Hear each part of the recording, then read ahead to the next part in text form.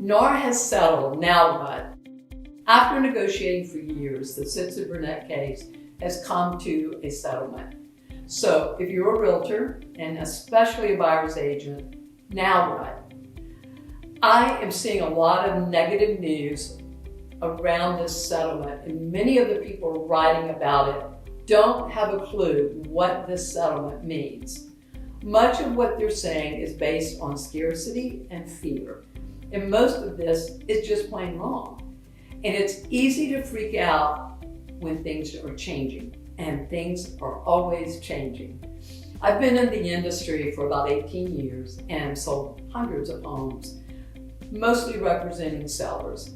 I have so many real estate designations that they don't fit on my business card. I've seen it all.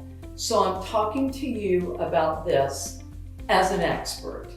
And I'm going to clarify what is happening right now, what it means for sellers, what it means for buyers, and what it means for both buyer and seller agents. I also want to show how it affects the global economy and the professionals who support the industry. I will not be talking specifically about commissions due to antitrust laws. Antitrust laws prohibit discussing commissions directly between realtors. These laws are designed to promote fair compensation and prevent price fixing and collusion. When realtors discuss commissions directly, it can be interpreted as an attempt to set standard rates across the industry, which isn't good. The basics of the lawsuit and settlement. Bottom line, the National Association of Realtors, NAR, was in a legal battle defending practices that have long been basic in real estate transactions. The lawsuit challenged certain approaches to broker compensation. The proposed settlement modifies these practices. The National Association of Realtors has agreed to the settlement, but they still must be approved by the court. What's fascinating is that this lawsuit was actually brought against a multiple listing service rule called the Cooperative Compensation Model Rule. And that MLS model rule was introduced in the 1990s by consumer protection advocates to protect buyers and buyer representation. And now they're ruling against it. Seems a bit counterintuitive, and some very greedy people must see opportunity. The sharks are coming out. NAR did not admit any wrongdoing in connection with the MLS model rule. Some agents are up in arms that NAR did not fight harder, but we aren't attorneys and we weren't in the room. NAR is the largest trade association in the US with over 1.5 million active members. They have substantial lobbying power.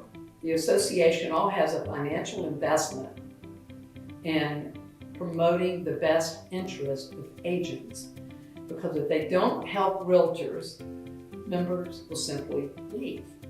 During the settlement negotiation, NAR fought to release all members from liability for commission-related claims. They were able to ensure that a majority, more than 1 million members, will be included in the settlement's release of liability. This release doesn't include the Home Services of America and its related companies, the last corporate defendant still litigating the Sitzer-Burnett case.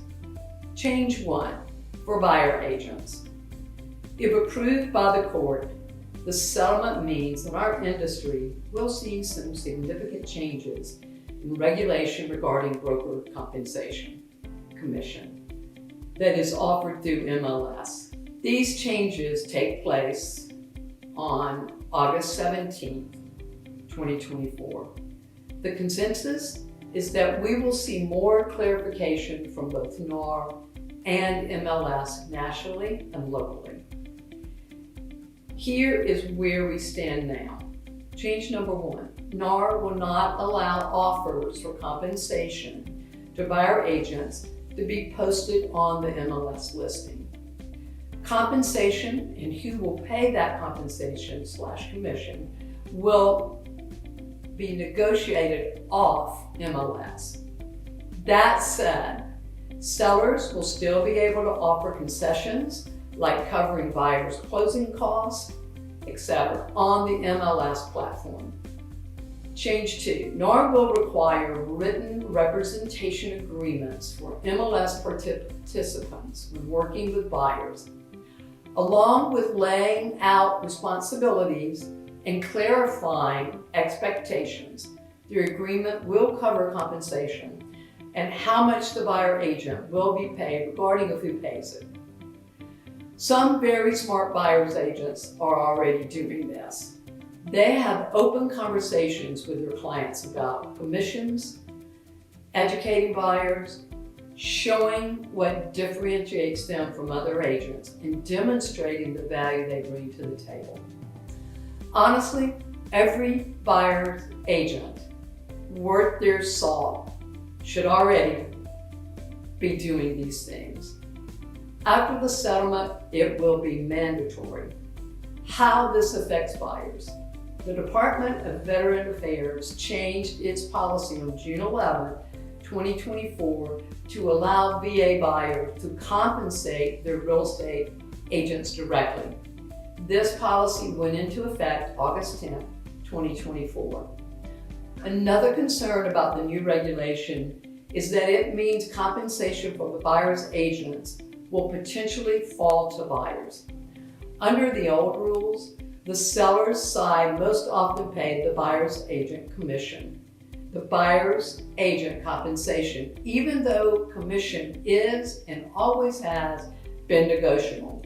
However, with this new rule, where you can't show compensation on MLS, how much and whether the seller is even willing to contribute, there is a possibility that buyers may need to cover the cost out of pocket. Buyers already face multiple out-of-pocket costs when purchasing a home.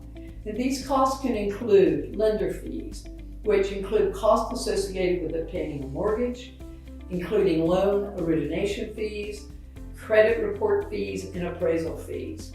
Next, title and escrow charges, fees for the search, title insurance, and escrow services. Prepaid expenses such as property taxes, homeowners insurance, possible private mortgage insurance called PMI, or homeowners association called HOA fees related to the time of purchase. Inspections costs, which can include general home inspections, pest inspections, roof and specialized inspections like well or septic systems. Legal fees. In some states or situations, buyers may need to pay for real estate attorney services. Recording fees, cost to record a deed or a mortgage. Transfer taxes, taxes imposed by some states or localities on the transfer of the property. In South Carolina, those are called deed stamps. If buyers are also responsible to cover the agent's compensation, can significantly increase their upfront costs, potentially limiting their purchasing power or even the ability to buy a home at all. This is especially critical for first-time home buyers or those with limited funds who might be having trouble coming up with funds beyond the down payment and traditional closing costs. According to NAR, in 2023, first-time home buyers represented 32% of the market. That's nearly 1/3 of all sales. And first-time buyers are most likely to have limited funds. And think about it, no one is going to work for free.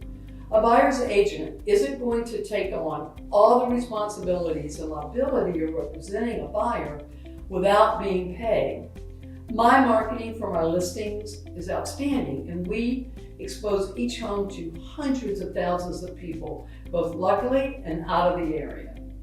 Yet, statistically speaking, according to Bankrate, Dual agency, that's when the listing agent represents both the buyers and the sellers, only happens about 5 to 6% of the time. That means that listing agents have to cooperate with buyer's agents to get homes sold. As a listing agent, 94 to 95% of the time, you're going to be dealing with a buyer's agent, and that person wants to be paid. It's also important to note that in 2021, according to NAR, a FSBO, that's a seller representing themselves in selling to save money, actually sold on average for $95,000 less. Implications of the broader market. Who else is affected? An active real estate market supports a wide network of professionals and services. Real estate plays a huge role in the world's economy, being worth more than all stocks and bonds combined. The real estate industry accounts for 18 to 20% of the entire global economy. Just like the strikes in Hollywood affected literally thousands of professionals and businesses, the real estate industry stalls out. Huge chunks of the economy take a hit. For example, home inspectors and appraisal services, repair and renovation specialists, title and escrow companies, loan officers and mortgage brokers, legal professionals, especially in states or situations that require legal representation, various inspectors, insurance companies. Each of these services play a critical role in any real estate transaction. And sellers and buyer agents manage all of these parties, which is a lot of responsibility. Fewer transactions mean less demand for these services. It has a negative impact on their businesses, which in turn affects the local and global economy. The new regulations regarding how buyer agents' compensation is handled and designed to add transparency and fairness, but they also cause some potential problems that we all need to be aware of and respond to.